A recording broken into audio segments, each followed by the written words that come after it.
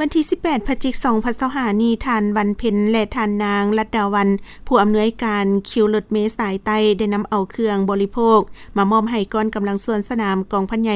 605 ก็คือกองกำลังละหบปืนใหญ่หน้าดินเพื่อนำใส่เข้าในการฮัดแอบฝึกซ้อมส่วนสนามเฉลิมฉลองวันชาติที่ 2 ธันวาคม 50 ปี ในนี้มีน้ำดื่มจำนวน 200 แพ็คเครื่องดื่ม M150 จำนวน 5 แกตสปอนเซอร์ 5 แกตและผ้าเย็นจำนวน 20 แพ็ครวมมูลค่าทั้งหมด 11 ล้าน 2 แสนกีบโดยการกล่าวหับของสหายพันเอกไม้ศรีมาวันดีหัวหน้าการเมืองกองพันใหญ่ 605 พร้อมคณะมีคณะปิดสอบฝึกแอบก้อนกำลังส่วนสนามและไอ้น้องก้อนกำลังส่วนสนามเข้าห่วม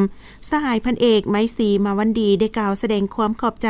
มายังทานบรรเพ็ญและทานนางลัดดาวันที่ได้ให้การสนับสนุนเครื่องบริโภคให้กองกำลังส่วนสนามของกองพันใหญ่ 605 ในครั้งนี้ซึ่งเป็นการประกอบส่วนอันสำคัญในการสุขอยู่กำลังใจไอ้น้องก้อนกำลังส่วนสนามของกองพันใหญ่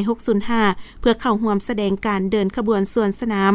เฉลิมฉลองวันสถาปนาสาธารณรัฐประชาธิปไตยประชาชนลาวครบรอบ 50 ปีที่จะมาถึงในม.นี้ให้ได้รับผลสำเร็จตามระดับคาดหมายที่วางไว้